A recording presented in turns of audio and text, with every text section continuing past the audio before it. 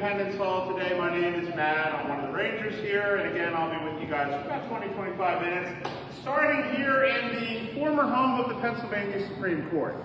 So Independence Hall is built in the 1730s, long before there's a United States. This is built to be the capital of the colony of Pennsylvania. The real name of this building is the Pennsylvania State House. Independence Hall is a name that people like us didn't give the building. So around 1820 or 30, the United States is like 50 years old. We actually have American history to think about. And just like today, this becomes a building that folks come to visit. And it's those folks that visit that really start to call this Independence Hall. But the name was always the Pennsylvania State House. It was always a government building. It was in use till 1895 as a government building. When it was the capital, the governor would have been upstairs. The legislature was across the hall, and as I said, the Supreme Court was in here. So this is all we know. But here's the thing. This building is used for a lot of things through the years. It's going to be City Hall till the 1890s. It slowly turns into a historical place. The Park Service gets here in the 20th century. We want it to look like it did in, 1776. But the building was, used for so many different things. The rooms look different. Nobody saved the old furniture. Because, you get new furniture, you get rid of old furniture, just like you would do at home. The walls were painted different colors. All these platforms had kind of gone away. So that became the challenge. Figure out what did this look like back then. Fortunately, you're looking at the original walls, just like outside you're looking at the original bricks. These walls were always painted. And there were literally places that we could find 200 years of paint on, 30 or more layers of paint, and go down through those layers, we could figure out what the old colors were. And that's what you're seeing today. Every room is a different color, and every room is as close as we can get it to what it was. Now, obviously, electric lights, smoke detectors, heat, air conditioning, all the things we can't live without today are here. But if you ignore the really obvious modern things, what you're seeing is what we think was here. Venetian blinds, made of wood and canvas, they were here. The furniture that you're seeing, chairs, tables, it's all from the 1700s. It's probably not the stuff that was here. At the very least, there's no records to tell us that this bench was here, but something like it was. The furniture we have, not only old enough, but most of it was made by the same people that made furniture for this building. This was a courtroom. The books you're seeing behind me are law books. They're original law books from the 1700s. Now, did any lawyer bring this book into this room? I don't know. Who's writing that kind of thing down? But they could have, because that's exactly books lawyers were looking at in this room at that time. And that leads me to one specific thing about this room that I want to talk about for a second, and that's this cage. Now, assuming a lot of you guys are from the U.S., you walk into this room, I will assume most of you kind of recognize you walked into a courtroom. This cage probably didn't fit. Now, if I have anybody from the UK, you know exactly where I am right now. This is called a prisoner's dock. The name tells you. It's for the prisoner. The person accused of a crime on trial has got to stand here. And it's a cage. I'm standing here, I'm on trial, I'm accused of a crime, I could go to jail or worse if I'm found guilty, right? But here's what's interesting. This is going to fade out of American courts. 1800, it just sort of starts to go away. We don't use it anymore. They still use this in Great Britain. If you're accused of a crime and put on trial in London, you're going to stand in one of these. But it's not as bad as it looks, because you have rights. In the United States, we have a Bill of Rights. This year will turn 233. Well, the British had something called the Magna Carta, which this year turns 809. And that gives you a lot of rights. So in this courtroom, in the British colony of Pennsylvania, I'm innocent until proven guilty, because that's British. I have the right to a lawyer. I'm not sitting with him, but he's right at that table behind me. I have the right to you guys. They, on purpose, did not put doors on this courtroom because they wanted people to stand right where you are, because it's public. And public equals fair, because people watching means everybody's got to follow the rules. And then I got 12 people in the corner over there called a jury. And as we say, a jury of my peers, regular people from Pennsylvania, are going to decide if I'm guilty. I have the same rights in Pennsylvania today that I had when this building was brand new in 1735. Because we liked being British, which sounds weird. because you come to take this tour and you want to hear about the British getting kicked out of America and creating this new United States of ours. But we were British colonies for 170 years. And we really, most of the time, don't have a problem being British. We like 3 branches of government. That came from the British. We like this legal system that we're still using. That came from the British. We really like the fact that the British government was 3,000 miles on the other side of the ocean, and they didn't really run our life over here. Pennsylvania ran Pennsylvania. Pennsylvania voters elected lawmakers that sat across the hall. And guess what? They made taxes. They made laws. And if you didn't like what they did, you could vote for somebody else. Now, the problem's going to be you don't get to vote in British elections. But immediately, most of the time, not a big deal. Which sounds strange, but the reality is this. If that government in London, that parliament over there doesn't affect me, I don't even care if I'm not voting for them. It doesn't affect me in Philadelphia. Until it did. That's those last 10 years before the Revolutionary War.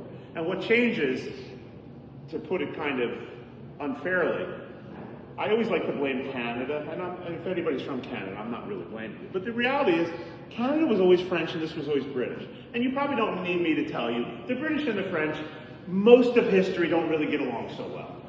There's 100 years worth of wars here in America between the French colonies and the British colonies. The last of those wars we call the French and Indian War. The rest of the world calls the 7 Years' War. The British win. They kick France out. But Canada is still filled with French people who don't like the British, and British people down here don't like the French up there. So the British government's like, these guys have been fighting for so long, we got to keep them apart. So they start saying, you guys stay up there, you guys stay down there. Now, when you think about that for a minute, you go, oh, so they're telling me where I can and can't go. I don't think I like the sound of that. Well, people didn't like the sound of that in the 1760s either. And then, because the British government is doing more work to run more territory, we all know what happens when governments do more. Somebody's got to pay for it, which means taxes. So they created this thing called the stamp tax. That's the first tax on the Americans. And as you can expect, Americans don't react so well. We're like, wait just a minute. We didn't vote for you guys. We didn't have a say in this. Although we called it taxation without representation. We start to protest. We start to boycott. The British get mad, and they punish Massachusetts. They said, well, those guys seem to be the troublemakers. They shut down their version of this. Local courts, government. British Army's in charge up there eventually. 12 other colonies like Pennsylvania at that moment are going to say, oh boy, you know, they could do the same thing to us. We need to have a meeting about this. We've never had a meeting with all 13 colonies. They don't always get along with their neighbors. They've never sat down together.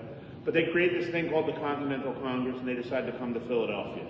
To me, there's 2 obvious reasons. 1, Philadelphia's the biggest city in America. 2, the middle. Pennsylvania, literally the center of our 13. When the Continental Congress walked into that room across the hall in May of 1775, that is going to be the first time ever that all 13 colonies are sitting down together. That's where the big stuff's going to happen. But before you leave this room, get a good look at anything you want, take any photos that you want. When you are ready, we've got the room where the United States is born across the hall. That's where we're going to go next. Again, it's kind of our best guess without knowing exactly how the room was arranged. I would love to tell you where bedside is at, but nobody wrote it down. But based on everything we've been able to research, we are pretty sure that there were 13 tables in a circle, something like this, because there's 13 colonies and they all got one vote. And guys make references that make us feel the tables are in order from the map. So I'm north, left is north, which will put me up in New England right now. And that would be New Hampshire and Massachusetts are around. If I was down at the other end, in the other corner, I would be between South Carolina and Georgia. So we go from New Hampshire to Georgia. That's our original 13 in order. You notice that I did not mention a couple of places. So Florida down there, depending literally what year we're talking about, is either going to be Spain or Great Britain. Up here, Vermont technically is its own separate thing for a little while. And then Maine is basically part of Massachusetts, but we're not even sure where Canada ends and Maine begins. So it's all kind of in a little bit of flux. But New Hampshire down to Georgia is what we're looking at. Again, all this stuff is from the time. It's all a good match. There are a couple things that belong to people that were here. I specifically like to use this one. This is where Delaware's at. And there's a wooden cane or walking stick, we're going to call it. This actually belonged to a guy from Delaware named George Reed.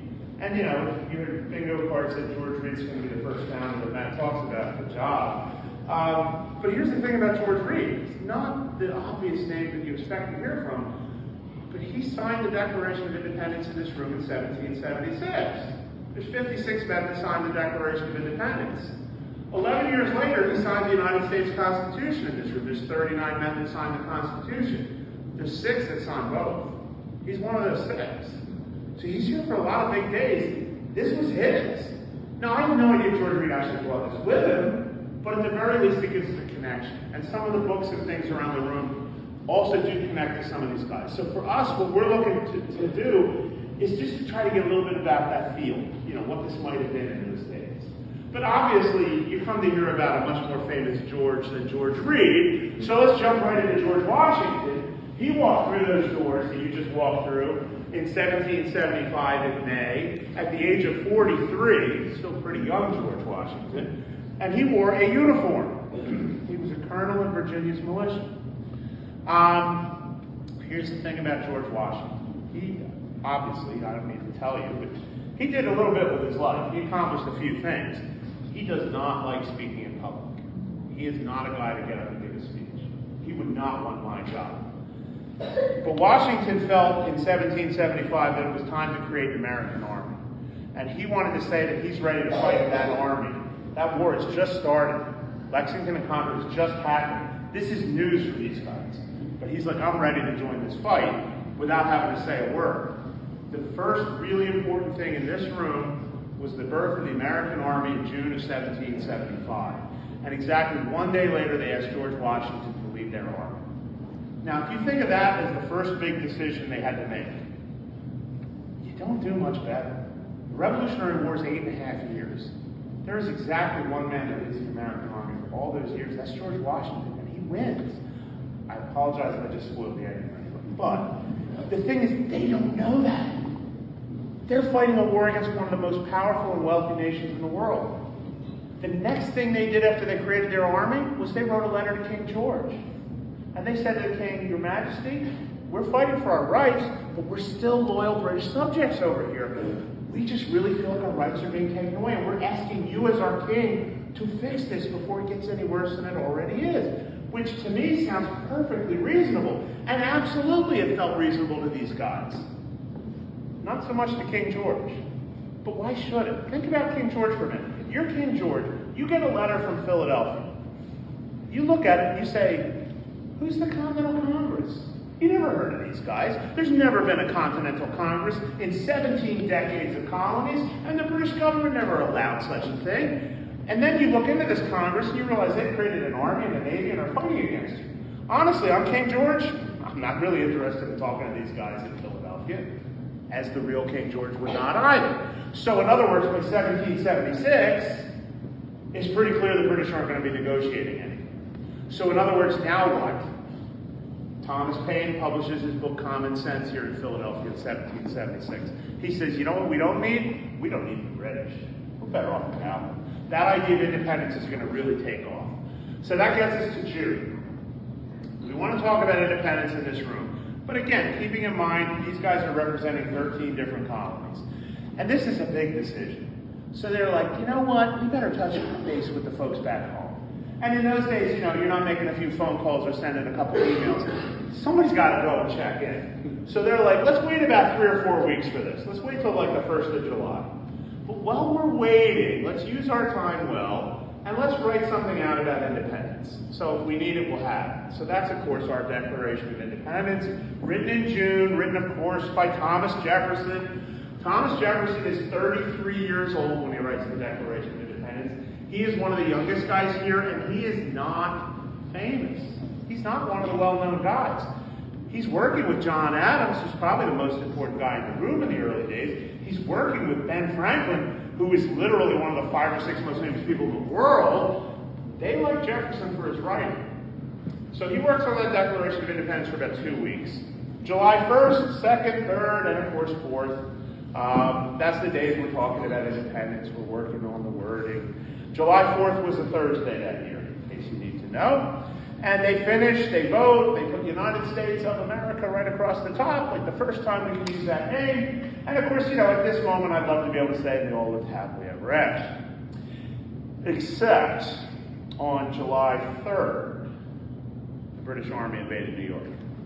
So these guys know that. They're declaring independence while New York is being invaded. There are 200 British Navy ships in New York Harbor. There's already 9,000 or 10,000 soldiers ashore. George Washington is writing letters pretty much every day to these guys saying, I need more soldiers. This war is going badly. That's the moment we declared our independence.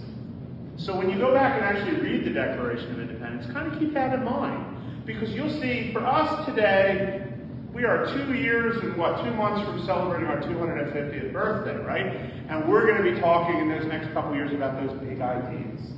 All men are created equal. We have the right to life, liberty, and the pursuit of happiness. Because that is what we want the United States to be. That's what we've been working for 2.5 centuries. But those guys were in the middle of a war. Most of that Declaration of Independence is a long list of specific reasons why we in this room are right, and those guys in England are wrong, because they need us. They need us to support their cause. They need us to fight in a war that will go on for 7 more years. That declaration has to keep us going. And here's the other thing about the Declaration of Independence that we don't often think about. It does not create any kind of a government. It just says, we're leaving the British and this is why. We are now 13 separate states. But we need to be able to work together. So Ben Franklin, who's been thinking about this idea for years, comes up with this plan called the Articles of Confederation. And that is signed in this room, by the way. And I am not going to spend a lot of time talking about the Articles of Confederation, but it's kind of a step for us. Here's the problem. I think most of us remember when we think about it that it didn't work out, it didn't last too long. I see one thing that really jumps out at me. Every state gets 1 vote. That's easy enough. That's what they've been doing. Any important vote means all 13 states have to agree. Put that in your modern 2024 mind and imagine if we needed all 50 states to agree about something. John Adams would say it is almost impossible to make 13 clocks chime at the same time. And there are votes in this room where 12 states are going to vote yes, 1 state's going to vote no, and 1's going to win. And like twice, it's literally our smallest state, Rhode Island, that blocks something the other 12 might be ready to do. So, yeah, you can imagine how that would get a little frustrating. We get frustrated with Congress when we can't get half, Imagine we need it all. So, by the end of the war, here's the situation. A lot of us sort of like to look back at that and say we were kind of 13 little countries. Yeah, kind of. We weren't going to be 13 little countries. What we might have been is 3 or 4 of them, because you figure, well, you got New England up there. They probably go in one direction. And down south, yeah, they might go another direction. The big states in the middle, New York, Pennsylvania, Virginia, who quite knows what they're going to do. So that's what a guy like George Washington's worrying about. He wins a war with all 13 states together. He knows the future is that union of states. We need all the states. For him, we need a national government. And who's supporting that idea? It's the new young generation of guys, the next generation. Guys like James Madison, guys like Alexander Hamilton are convincing people to come back to this room. What we know today is the Constitutional Convention. And this is going to invent the United States. That Constitution that they write in this room really makes what we know as today as the United States. But the big question is still how we're going to vote. Because Delaware, our friends in Delaware say, yeah, we're not going to agree to anything unless every state has an equal vote. Now, no offense if you're from Delaware, but Delaware's small, but they want to matter. But Pennsylvania's right behind them. And Pennsylvania's kind of going, well, guys, here's the thing. We have about 15 or maybe 20 times more people than you do. Yeah, it's not going to work for us to have the same say as you guys in Delaware. We want to vote by people. We the people, those famous words, are written by a Pennsylvanian by the name of James Wilson. And James Wilson's one of those guys who will always tell you popular vote. People should be deciding things. And that's the question. Do we vote by people or do we vote by states? They read that one like 6 weeks. And in the end, anybody that's in America, you kind of know how the story ends. We did both. So we have a Senate today. And in that Senate, every state is equal, which is what Delaware wanted. And then the House of Representatives based on people, which is what Pennsylvania wanted. And yes, with the presidential election coming up this year, the Electoral College is kind of the same thing. Let's think about November. How are we going to count? We're going to count states. And every state's going to get counted. And if it's close enough, Our friends here in Delaware have 3 electoral votes. Maybe that decides the election. But the big states, today's world, it's Texas, California, they're going to have more votes because they have more people. In the old days, it was Pennsylvania and Virginia. So they tried to make everybody happy. Now, inevitably, as probably many of you have learned over life, when you try to make everybody in a group happy, yeah, it never works because nobody gets everything they wanted. The guys who wrote the Constitution, none of them got everything they wanted. They all had things they weren't sure about or they didn't think would work. So the last day they met, Benjamin Franklin, 81-year-old Benjamin Franklin, brought in a speech, and he says, you know what? There's things here I do not approve, but I'm old enough to know I'm not perfect. None of us are. He said we should all, his words, doubt a little our own infallibility. We should all sign our names. He says, I do not expect anything better than this Constitution. And he argued with Ben Franklin. So they walk up to sign their names. As they sign, Ben Franklin points to this chair. And this gets me to the one and only thing I can show you guys today that is exactly where it's supposed to be. This chair was made to be here. In 1779, during the war, this was made for the Speaker of the Pennsylvania House. When they sat down to write the Constitution, the first thing they did was pick George Washington to lead them, and this was his chair. We know it because Ben Franklin told us so. The day they signed, Franklin says, look behind George Washington. There's a carving of a half a sun, and all summer I've been trying to decide, is that sun rising or setting? And he couldn't do it, but at that moment, as they signed their names, Franklin says, now I have the happiness to know that is a rising and not a setting sun, because he felt pretty optimistic that day. And it's 237 years later, we are using the same Constitution and the same government, and we're better. To me, it's real simple. I see slavery, I see women. Slavery, they talked about. Some really good speeches about ending slavery, but we all know that didn't happen. They kind of put that one off. Women, yeah, they talk about women for a minute that time. So then we think about American history. You can't tell the story. Well, slavery, obviously, carrying us up to our Civil War. But at the end, the Civil War did not end slavery. The United States Constitution did. It's the 13th Amendment. Women, well, you were left to fight your own fight for another half a century. But the 19th Amendment got women the right to vote. Through the years, what have we done but get better? Or, back to Franklin, kind of like a rising sun, or as they wrote at the beginning of the Constitution, we're always looking for a more perfect union. And that's the struggle as we continue through 250 years. Now, there is another tour behind us. So your bedroom is upstairs? Of course. Yeah, right. Thank you. My pleasure. Again,